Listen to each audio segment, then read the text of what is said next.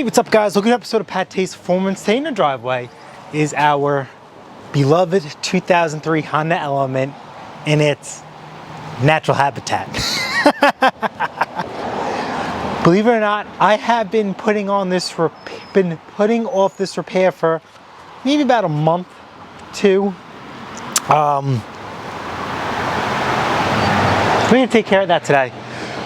Pretty cheap, pretty simple, pretty easy. Okay, as you guys can see, this is not how I wanted to start this video.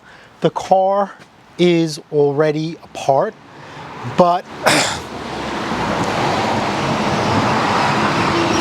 we had some issues with parts, and I will sit there and say that maybe I don't know what I was talking about, and I'm gonna sit there and say that they didn't know what they were talking about. Make a long story short, to rectify what the issues were going on, I'm saying potato, they were saying potato. I took out the sensor from the car and brought it to Advanced Auto to ensure that I get the correct one. So, as you guys know, for quite some time, I posted a video about needing a head gasket, car overheating, and that fix-it, head gasket leak fix-it actually worked.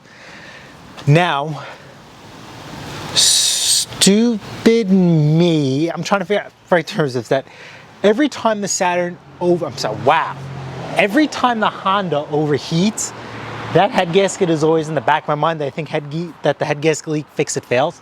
This will be the second time that I misdiagnosed my car, thinking that the head gasket blew and the leak stopped working and it needs other things, all right? So, head gasket fix worked, yes. I fixed my AC system last year, did a compressor, did a fan, because the fan not working blew the compressor. I need to do a condenser, which will be a video later down the line. Now where I'm going with this is that, because I'm a cheap idiot, that's right, I'm an idiot, do not be an idiot like me, is that, I did the AC fan, I should have just did the rad fan while I'm there. It's just that simple, it's just that cheap to do. Don't be an idiot like me and do it separate. If one goes, please do the other, because in the middle of winter, that fan blew. And I had to do that other fan in the middle of winter, which wasn't fun. I'm an idiot, okay? Fast forward a couple months ago, driving, I noticed that my car started overheating. What the hell? Thought it was the head gasket fix. Nope. It's a little sensor right here. So the way I kind of sort of diagnosed it, okay, is check fuses, swapped relays, didn't happen, and I tried jumping out the relay, and just to make sure, I took a, let's go get it, excuse me, I took a 12 volt battery from my power tool. Uh-oh, there's my magnet. You wanna know why things don't last around here? Because I'm so rough on it. Oh boy. Come on. Okay. Positive, negative, doesn't matter which one. Okay, and I use this to jump the switch right at the fan, and the fan kicked on. So there I knew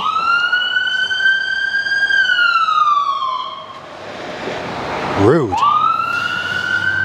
There I knew that the issue was, see, two brand new fans, that the issue was in the electrical and most likely the sensor. So we are going to give that a go. So how have I been driving my car without this correct sensor in? Well, it's pretty simple. You turn your AC on, and that will turn the other fan on, which will cool your car. So I've been skating away like that for quite some time. Today is the day we rectify that. So let's get this sensor in here. Okay, so like I said, I had to start this repair without you guys, which is whatever, but nice fresh green coolant. Okay, we're gonna go underneath. Let's take a look at the new sensor. This man pajama right here. Right now. Okay, let's just make sure. This is a 24 millimeter. Like the old one? Yep, it matches up. All right. What are we looking at right here? In order to drain your radiator, right here, is lefty-loosey, righty-tighty. This will drain your radiator. Since we drained it already, we gotta make sure we close this so this comes out. Doesn't come out. Okay, nice and close. As you guys can see, I am missing a few clips. That is not me, that is the OG owner, and the bottom plate that covers. If you just take this all apart if you have to. Mine is missing. Look at this, the original transmission filter. I assume because it's rusty crusty, that will be a video for another day. Anyway, our sensor is right here. Look at this, another O-ring. Uh-oh. Is that the O-ring out of the original sensor? This shouldn't be. Should not be. Yeah, that was just the original O-ring. There is no way for me to get a good shot of that and thinking. I'm freestyling this right here. Okay? Alright guys, so around this time my microphone died, so I apologize. But what I'm telling you right now is there's an O-ring on the new sensor, and what I'm doing is I'm dipping it in the coolant. Whenever you're working on anything that involves an O-ring, you always want to lubricate it with anything that comes in contact with. Worst case scenarios, you can never fail with using WD-40 or any type of penetrating fluid whatsoever. So just like anything else, right, you start it by hand. You don't just try and put on a socket and go at it in one crank. Start it by hand so you don't make an easy job, a quick job, into something complicated and exuberant and potentially catastrophic in the sense that you might just end up replacing your radiator because you stripped or broke something. So do not take an easy and cost-efficient repair and turn it into a time-consuming and expensive repair. Alright, so obviously we just got done installing the sensor. Remember, you start it by hand and then you use your 24 millimeter deep socket and you tighten it, you know, nice and snug and tight. So as what you see we're doing is I have the funnel up the top. That's the only one I have on me. I apologize, it doesn't have to be that big. And I'm showing you guys that I'm using my old coolant. It's a 50-50 mix and it is green. Listen, there's a lot of misconceptions. Everybody needs to say Honda, OEM, dealer. Absolutely not. This is not the case. It's antifreeze. It's not the cure to cancer. So just go ahead and you could reuse your coolant. If you think it's a little old, I recommend changing a coolant around every 50,000 miles. Ours is well below that threshold, so we're just going to reuse it. If not, then you know, you do your own thing and you replace it what you feel is necessary. But I run a 50-50 mix, and that is the Advanced Auto / CarQuest brand. Okay, obviously I'm doing this with the car not running. Once we're done putting the coolant in to a certain extent, we will start the vehicle, turn your heat on, and let it idle, and just keep an eye on it as it bubbles up. You will just be adding more coolant until it comes at the top, and you guys are going to be good to go. Alright, so in this poor low light photo shot, we're just checking to see if the fan is spinning on its own, and you can see it's kicking on and kicking out. That's without the AC on, and that's exactly what we need. So now we know this repair is success. So also what we're doing here is just showing you how I narrowed this down as well. Is I'm just using a test light, okay?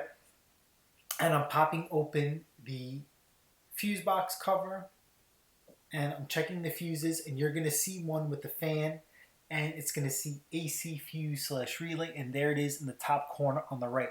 Those are what you need to check.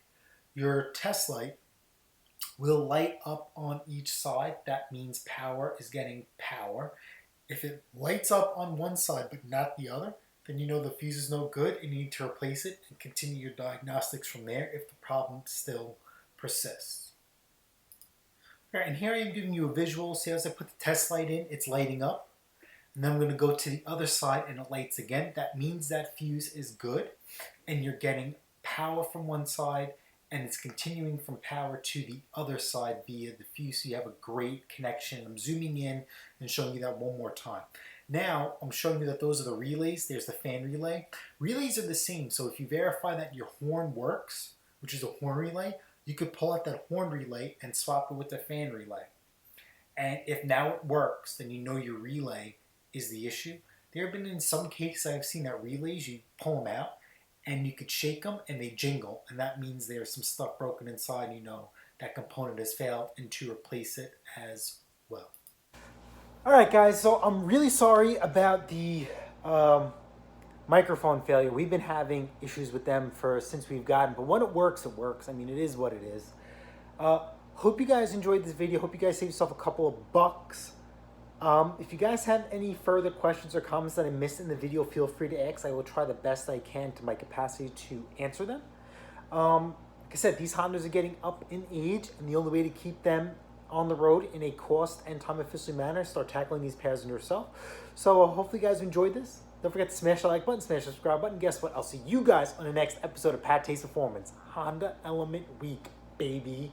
And also I'm thinking, excuse me, when all these videos are done, I'm going to see if I can put a Honda Element like folder video link somewhere on my channel that you guys can access all my Honda Element videos, as this is mainly a small engine, you know, repair channel. But like I said, you know, we verse ourselves in other things.